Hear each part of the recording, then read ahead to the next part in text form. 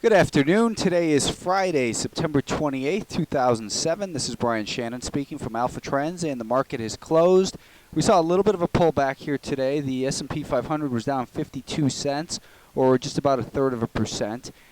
Seems like I said yesterday that the market is getting a little bit tired in here, and just based on the big speculative moves that we've seen. A lot of times those big speculative moves come near the end of a rally mode. It doesn't mean it's going to reverse, but maybe the market needs a little bit more consolidation through time. You can see the market held up very nicely above this rising 10-day moving average. We've got the 10 above the 20, above the 50. The 50 is declining. That gives us a little bit of reason for concern, so it's not all clear basically on the S&P 500. But the market did pull back and test the prior level of resistance. That level of resistance was also, as I've been pointing out, a 61.8% retracement of the move from the day of the Fed to the next day when it made this high up here at about 154.40 or so. So the market acted good this week, but you can see that the last couple days, last 3 days, we had a gap up on Wednesday, and then Thursday, Friday, we kind of just went sideways in here. The level that I thought the market might pull back to was about 152.15.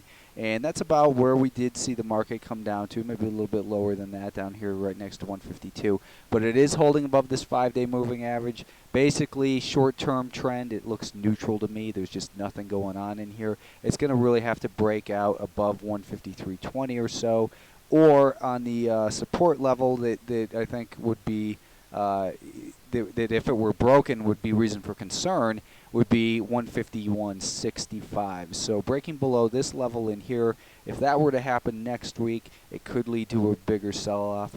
If that sell-off were to materialize, let's take a look at this daily time frame. Maybe we're going to see a test of the 20-day moving average. That could come in, giving the slope of this maybe at about 150.5. So maybe a retest of these lows from this week.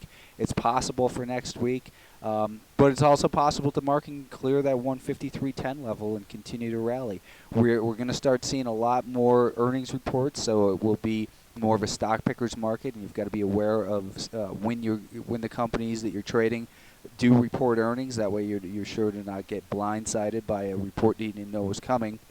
But overall, again, the S&P 500 does act okay here, and no reason on this chart to be concerned. If we look at the weekly time frame, this is also painting a bullish picture. You can see that this prior level of very important support that it held for about 9 weeks, and then as resistance, it continues to hold above that. So this 150 level is going to be continue to be a critical area for the market going forward. So as long as it can remain above that, we generally want to give the benefit of the doubt to the buyers in the S&P 500. The semiconductors, like I said, this market's kind of more range bound than anything. It struggled all week with that 38.40 level.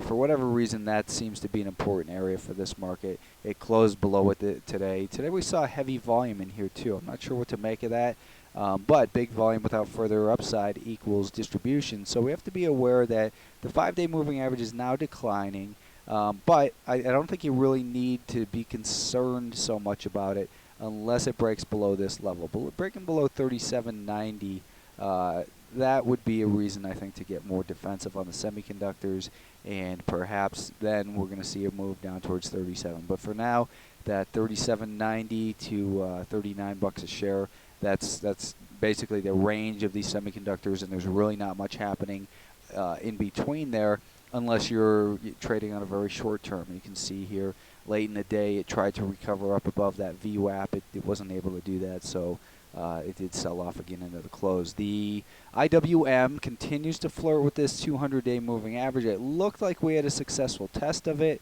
on Tuesday. The market rallied back above it, but now we close basically right on it right now, and at this prior level of resistance. So if this market fails, then this could be kind of a bigger trap and something that we would have to really take our attention. It could mean another move down towards that $78 level. Again, at the weekly time frame, it's still a mixed picture in here, but we do have this pattern of higher highs and higher lows. So just got to take it stock by stock, basically, is the way I think you have to look at it. What we were looking at again was I was saying that it really needed to get above and hold above $81 a share to consider that the buyers were really back in control here. The market attempted to do that early on today, but then quickly failed. And it did so on increasing volume, which is reason for concern. Then you saw the volume really diminish midday, and then the sellers reemerged and came in strong. So we had a very symmetrical move here based on the early part of the day to the early part of the day, strong sell-off and increasing volume.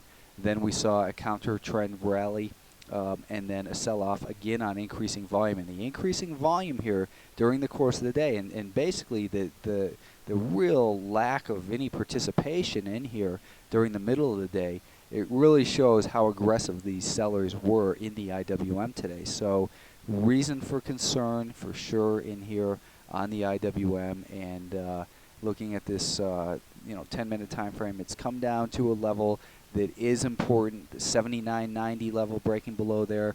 We've then got one other level that I think will be defended by the bulls, and if it fails to hold, that's the 79.33 level. If that level fails to hold, then I'd say look out below. This is going to turn into what looks like a failed move, and from failed moves often come fast moves.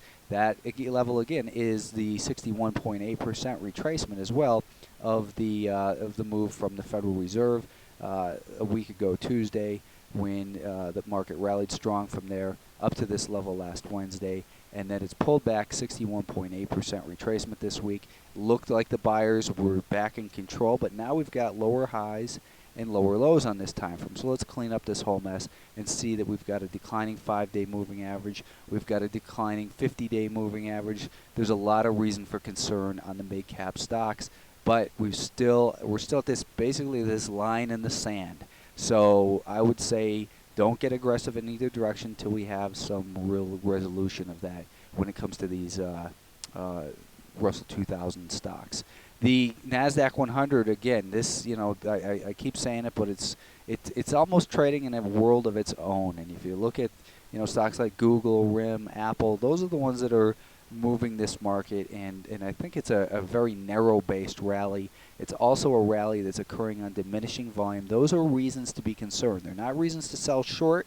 They're reasons to tighten your stops and make sure that, basically we've got a shaky foundation here for this rally is what it's telling us. So you want to be very defensive, but you don't want to sell short, because anyone who's done that in the last month and a half really has just been getting their teeth kicked in the market. So you want to look at it and say there's reason for concern, but the market hasn't told us it's time to exit these positions yet. Perhaps if you're really concerned, you lighten up on your long positions.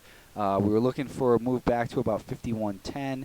Market didn't make it quite that low, but it is still above that rising 10-day moving average, 5-day moving average rather. And I'd also suggested that you keep an eye on this trend line. That trend line was broken. Now these lows from today will be important going forward, but we do have a rising 5-day moving average. It's acting more vulnerable in here. And again, those Chinese stocks, a lot of them are starting to break hard. This JRJC, which has had just this fantastic run. I mean, you have to expect them to break down anyways after such a big rally. But some of the ones we'd been talking about were not ACTI. What was that other one? I don't even remember. Anyways, if you look at CHNG, for instance, that broke down hard earlier today. The PACT, CNTF, that one gapped up and completely failed today. So there's a lot of these Chinese stocks, and the CBAK, this one is starting to break down as well. So be careful. Those are very aggressively traded stocks. I had mentioned that yesterday. Have a great weekend, and I'll see if maybe I'll put some ideas together for next week over the weekend.